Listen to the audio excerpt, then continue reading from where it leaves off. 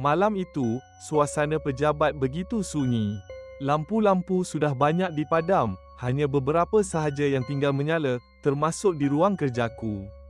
Jam menunjukkan hampir tengah malam, namun tugasan yang masih bertimbun membuatkan aku tiada pilihan melainkan menyelesaikannya sebelum pulang. Selepas menamatkan kerja, aku menuju ke tandas untuk mencuci muka, sekadar menghilangkan sedikit penat yang terasa berat di kelopak mata. Bilik tandas itu gelap, hanya ada satu lampu berkelip di atas cermin. Suasana sejuk dan sunyi itu membuatkan aku sedikit tidak tenang, namun aku cuba mengabaikan perasaan itu. Sebaik sahaja air membasahi wajah, aku terdengar bunyi langkah perlahan di belakangku. Degupan jantungku mula laju. Aku memberanikan diri untuk memandang ke cermin, dan ketika itulah aku nampak bayangan seseorang berdiri tepat di belakangku. Bayangan itu tidak bergerak, hanya berdiri kaku dengan bentuk sama-sama, wajahnya gelap dan tidak jelas. Terkejut, aku segera menoleh ke belakang, tetapi tiada sesiapa. Hanya bayangan kelam cermin tandas yang memantulkan wajahku yang pucat ketakutan. Aku menarik nafas, cuba meyakinkan diri bahawa itu cuma ilusi kerana penat. Namun, jauh di sudut hati, ada rasa seram yang tak mampu kusir. Sepanjang perjalanan pulang, perasaan tidak sedap hati terus menghantui. Sampai di rumah, aku berusaha melupakan kejadian itu. Namun, malam itu, ketika aku melintasi cermin di ruang tamu, aku ternampak sekali lagi bayangan gelap yang sama. Kali ini, bayangan itu lebih dekat, seakan-akan sedang memerhati setiap gerak-geriku dari dalam cermin. Aku terdiam kaku, nafas terasa tersekat di kerongkong. Bayangan itu seolah-olah menghimpitku dengan kehadiran yang dingin dan penuh misteri. Wajahnya masih kabur, tetapi kini aku dapat melihat sepasang mata yang menyala, memandang lurus ke arahku melalui pantulan cermin. Aku tidak berani bergerak. Hanya mampu menatap kembali bayangan itu dengan tubuh menggigil. Tiba-tiba, aku dengar suara bisikan yang seolah-olah datang dari belakangku. Suara wanita perlahan, nyaris berbisik, namun begitu jelas. Suara itu berbisik, "Aku ada di sini." Segera aku berpaling, menoleh ke belakang. Tiada sesiapa. Ruang tamu kosong, gelap dan sunyi. Namun, ketika aku kembali memandang ke arah cermin, bayangan wanita itu semakin dekat, seolah-olah ingin keluar dari dalam cermin. Mukanya mula kelihatan, penuh dengan luka, darah yang mengalir di pipinya, dan mata merah yang menatapku dengan penuh dendam. Ketakutan mencengkam setiap urat sarafku. Mulutku kering, dan tanganku terasa lemah. Aku cuba berundur perlahan-lahan, menjauh dari cermin itu. Tetapi semakin aku berundur, semakin bayangan itu seolah-olah mendekatiku, seolah-olah dia menarik diriku dengan tatapan yang menakutkan itu. Dengan keberanian yang bersisa, aku pejamkan mata dan mula membaca ayat-ayat yang terlintas di fikiran. Setiap bacaan keluar tergagap-gagap, nafas semakin sesak, tapi aku teruskan. Aku berharap bayangan itu akan hilang, namun, semakin aku membaca, semakin kuat aku dapat rasakan kehadirannya. Ketika itu, aku terasa sesuatu yang sangat dingin menyentuh tengkukku, seperti tiupan angin dingin dari dunia lain. Terasa seolah-olah dia berdiri tepat di belakangku. Jantungku hampir berhenti apabila ku dengar bisikan di telingaku, "Kau tak boleh lari, kau akan melihat aku." Selamanya, aku cuba membuka mata untuk melihat, tetapi tubuhku kaku, tidak dapat bergerak sedikit pun. Bayangan itu masih di cermin, kini wajahnya semakin jelas, wajahnya penuh luka, bibirnya merekah dengan darah pekat menitis, dan senyumnya yang menyeringai menambahkan ketakutan dalam diriku. Lalu, tanpa amaran, cermin itu retak, dan dari setiap retakan, aku dapat melihat wajahnya muncul, memerangkapku dalam tatapan penuh dendam. Aku menjerit, dan sekelip mata, semuanya menjadi gelap. Selepas kejadian malam itu, aku terjaga dari pengsan dalam keadaan terkejut, berpeluh dingin membasahi seluruh tubuh. Namun, gangguan mengerikan itu tak pernah benar-benar lenyap. Setiap kali aku cuba tidur atau berada dalam kesunyian, ingatan tentang wajah wanita berbaju putih berlumuran darah itu masih menghantui fikiranku. Bayangannya muncul seperti bayang hitam di setiap sudut rumah. Aku sering terbayangkan bisikan dingin di telingaku dan wajahnya yang penuh dendam. Hari-hari berikutnya berlalu dengan hambar, seolah-olah dunia berhenti bergerak untukku. Aku cuba meyakinkan diri bahawa semua itu hanyalah mimpi buruk, sesuatu yang mungkin boleh dilupakan. Namun, beberapa hari kemudian, ketika aku di pejabat dan jam menunjukkan hampir tengah malam, suasana terasa aneh, sunyi, dan mencekam. Hanya aku seorang yang masih bekerja, berusaha untuk menyelesaikan tugasan yang menumpuk. Tanpa amaran, aku terdengar bunyi langkah perlahan-lahan menghampiri meja kerjaku. Degupan jantungku semakin laju. Walaupun tidak mahu melihat, aku tidak mampu menahan diri dan memandang ke arah suara langkah itu. Dari sudut mataku, aku melihat sekelibat bayangan seseorang melintasi meja, namun tiada wajah yang jelas.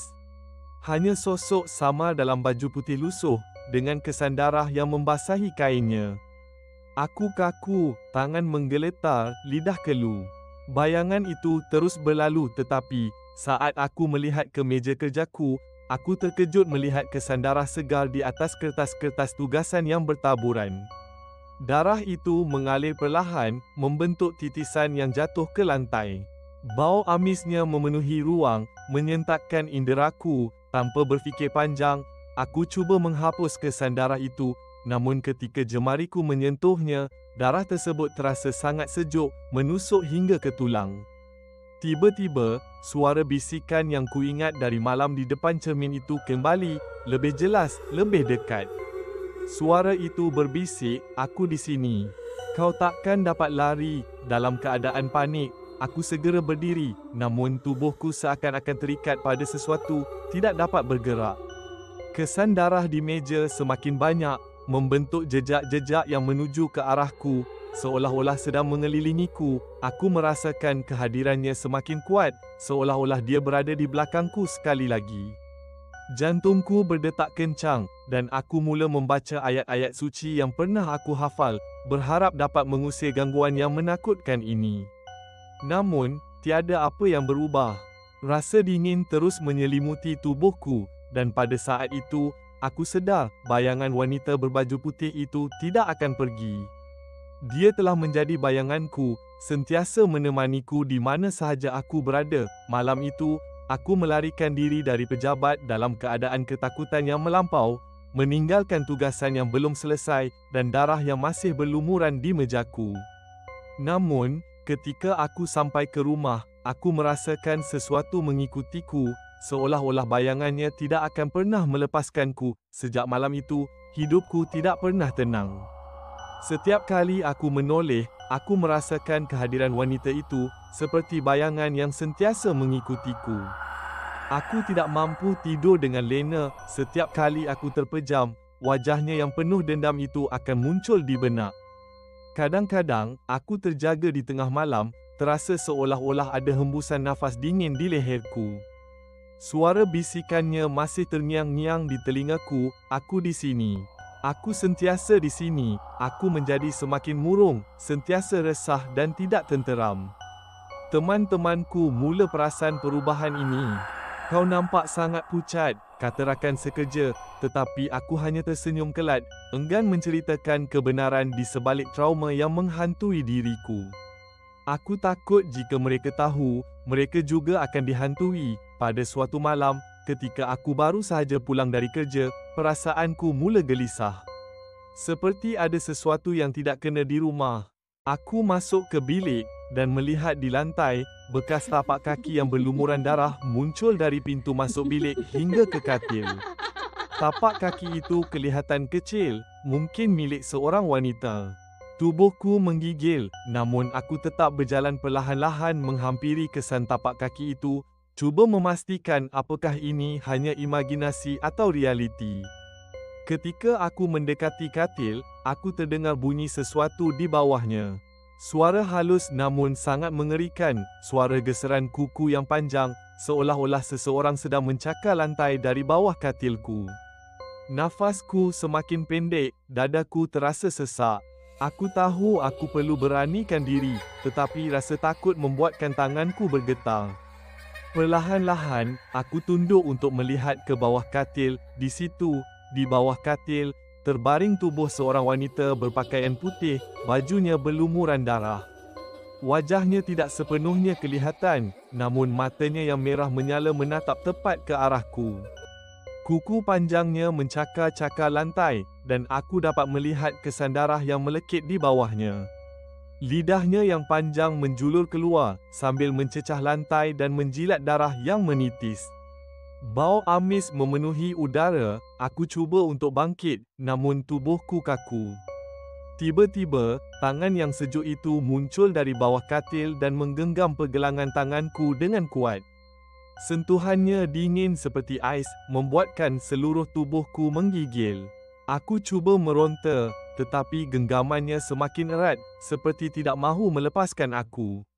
Nafasku semakin sesak, dan aku mula membaca segala surah yang aku ingat dalam keadaan panik. Wanita itu mengeluarkan suara bisikan serak, "Kau milik aku."